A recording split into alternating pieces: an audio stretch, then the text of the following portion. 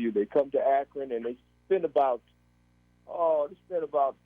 6 hours with me, and we talk about my experiences in government and business and my life, my family, and they documented a lot of things that I've done in my life. And the beautiful thing is that there's going to be a record of this. And of course, you think about your grandchildren and your children and your grandchildren to come, so they'll be able to go to this website and see what their father or grandfather or the great-great-great-grandfather did. And that's the beautiful thing about this award. And I'm so honored to get it. One of my mentors through my life has been Judge Joseph Rulak, first African-American judge here in our area. He was a Republican. And they asked me who were some of my heroes, and I told them that Judge Rulak was a hero. I had named the street in a complex after Judge Rulak through the Metropolitan Housing Authority, and they told me that he had been selected some years ago, too. So there's about 5 of us who have been selected from Akron, and I'm just happy to be on that list. And Judge Rulak and our fraternity brothers, and we're the only 2 politicians on that list. Marco Sommerville's with us again, recently interviewed history makers, and again, talking about the Black experience. And not many people get this honored by being interviewed for the history makers. Marco, let me ask you this. Certainly a trailblazer in Akron, political venue, a business owner, and a Black professional and a Black politician in the city of Akron. Talk about your experience, the Black experience that was maybe part of that interview. Well, we talked about a number of things. One of the stories that I was able to share was my experience of there was a couple in Akron by the name of Daisy and Kenneth Richard, and he had lived in Chicago, and he was the manager of the Firestone store in Chicago. So when he retired from that position, he moved back to Akron, and he had developed a relationship with a person by the name of, and you may know this person, Jesse Owens, track star.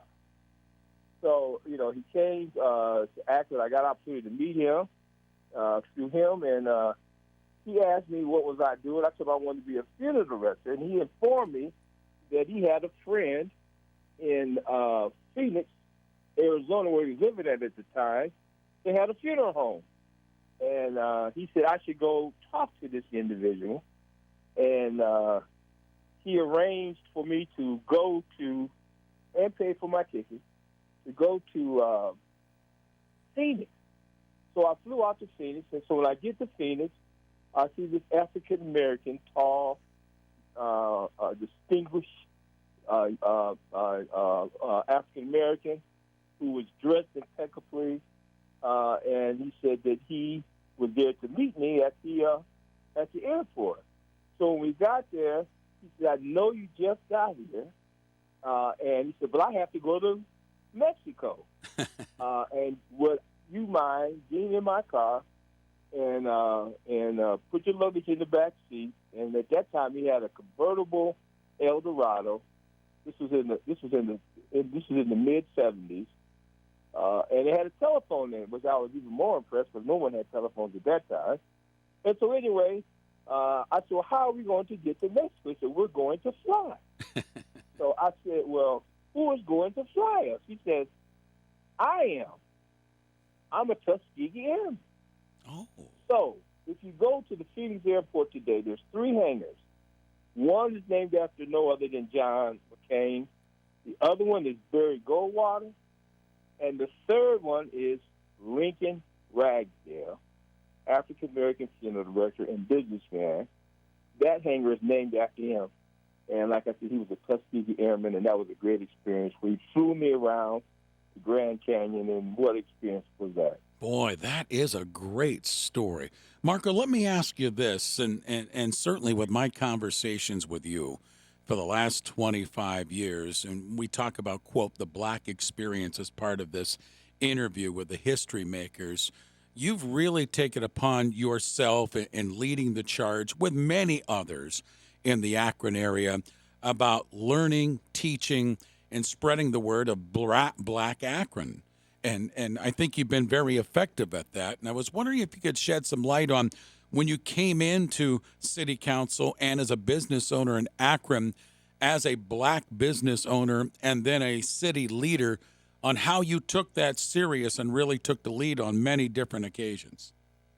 Well, one of the things that when I was a city councilman, I realized there was really no street significant anyone African American. And if you look at a lot of the streets, a lot like Grace Avenue, for example, that was named after Simon Perkins' daughter, and other streets. But there was no street named after anybody African American. So I decided to take a bad street. I didn't take a good street. I took a bad street named Worcester Avenue. Yep.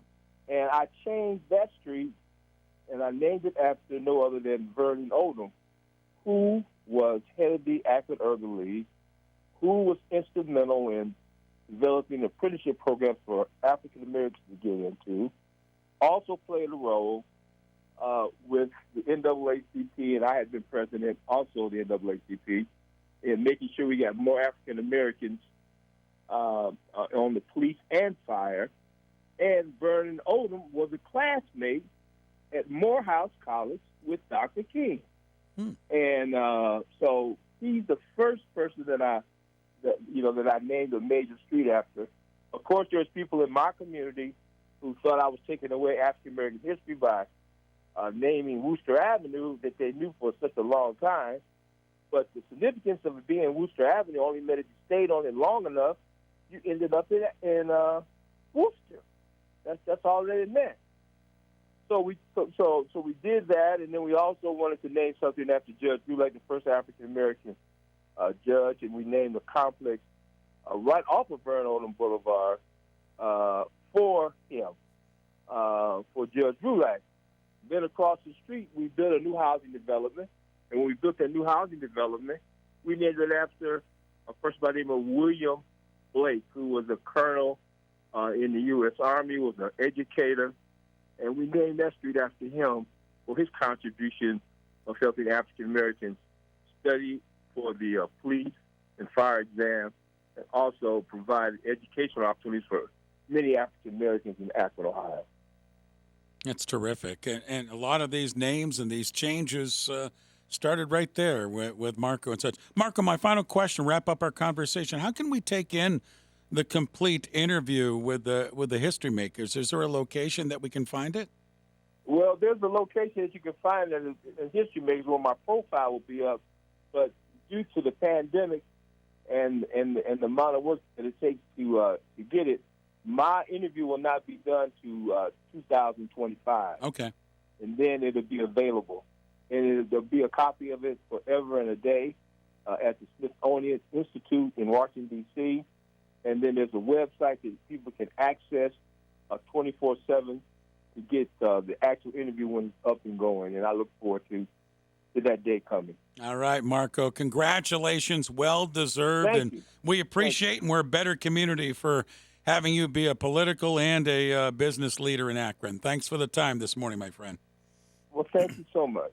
You got it. Marco Sommerville with us, 93.5, 1590 WAKR, recently interviewed in the History Makers, again, national nonprofit research, selecting Marco to interview. 8 minutes in front of 9 o'clock. Ray Warner with you at WAKR.